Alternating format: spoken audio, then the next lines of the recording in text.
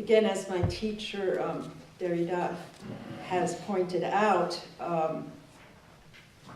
if it were possible, he wouldn't be interested in it. And it's because, and maybe that this would qualify in his roster of the impossible. I'm not certain he would embrace it necessarily as, even though he's written on the mystical foundations of authority in Benjamin. Nonetheless, I wanted to point out, and I don't know if you heard the subtlety with which Wolfgang actually wriggled out of the hard and the rock place position by refusing in the first place. First of all, we found out this was about him. He was a Lutheran and got to be kicked out of the Lutheran hellhole. So Wolfgang, first of all, disputed the anti-authoritarian desire. So somehow EGS no longer can be, this grid cannot be applied to it, but we'll see about that. I look forward to engaging these assertions. But the thing is, at this point, as I said, I'm bringing a question mark to the table and opening all sorts of, and as we did last night, I'm showing different clips and looking at different clips. Not all of them are on the side of intelligibility. So at this point, it's a question of, that some of you have addressed in your dissertation thesis, of not really knowing for sure, but perhaps, and not being able to see something or put it under conceptual arrest. You know that in German, the concept is a Begriff, which Jean-Luc Nancy beautifully translates as a saisie. Like the Griff is the grasp. We say it in English too, or you say it in English too, which is to grasp something. It's to also apprehend it. It's the comprehension that brings us together, the prehension in common. Anyway, all I'm trying to do tonight, and maybe during the week we'll get closer to being able to respond to you, is to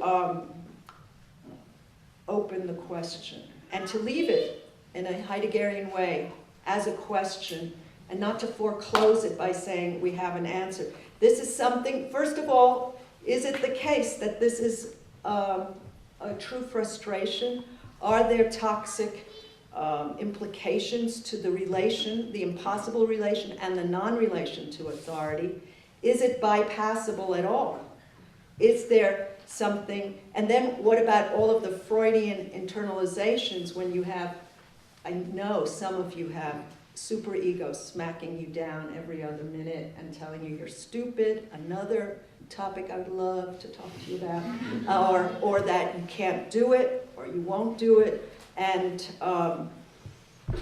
there's all sorts of levels that are visible, invisible, avowable, and necessarily disavowed, in which these motifs and topoi insinuate themselves. I'm not sure we've found them all. First of all, don't forget, it's quite shocking to note, Freud felt forced by a friend to whom he owed a favor to write on Dostoevsky, just as I felt forced to give this, but this is another question. So he wrote on Dostoevsky, whom he said, oh, this guy will never illuminate, because Dostoevsky was very right-wing, anti-Semitic, and so on and so forth, all the odious things. But he does point out that Dostoevsky's, all his symptoms, his epilepsy and so on, just froze when he was in front of the firing squad and sent to Siberia. While he was in Siberia, he was as healthy as could be. So Freud, that's where Freud cautions us to think about, and Nietzsche too, to think about the criminal, the so-called criminal, Freud with the internalized criminalizations and so on and so forth. And that's all I want to open in an era, even though we're placing bets and hopes on Obama, nonetheless, we think we know who is to be judged and punished. And I'm just trying to show that we don't have, and historically don't know, who is to be judged, who is to be punished, and how and why, by what mechanisms. Avital, all the time when you were talking, a child outside called Papi, father. No, that's me. We have. No, it's your inner child. Traditional Jews outside. Excuse me, everyone. Did anyone hear this besides Wolfgang?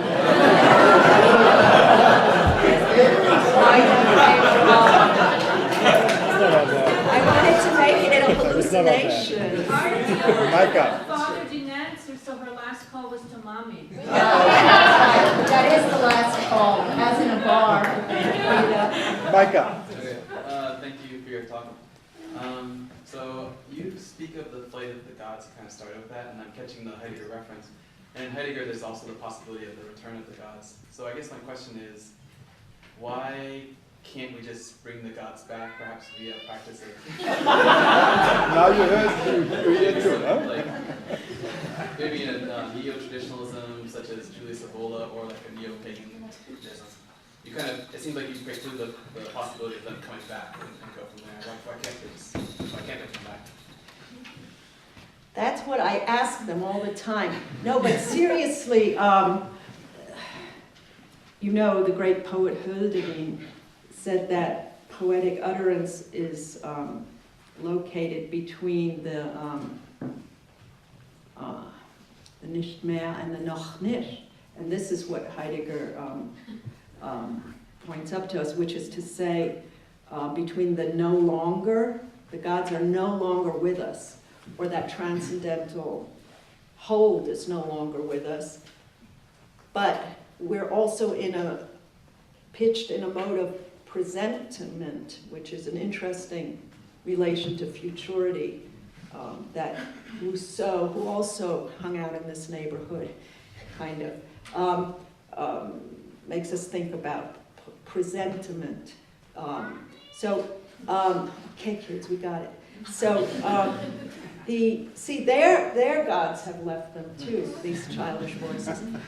So we are in this mode of awaiting, of maybe hoping, according to Heidegger's reading of Hölderlin, of preparedness for a return, as in Christianity and some of those other religions. And yet that is our predicament as mortals and terrestrials, to not be in the plenitude of the presence or what they call parousia, or of the gods. So Heidegger asked the question, why do we need language in dürftige Zeit, in hollow times? We're poets, we're thinkers, precisely because we're in abandonment, we've been abandoned. That would be one answer, but no will to power, no flex of muscle can bring them back. And if they ever indeed were here, this could be a loss of that which was never present. Okay?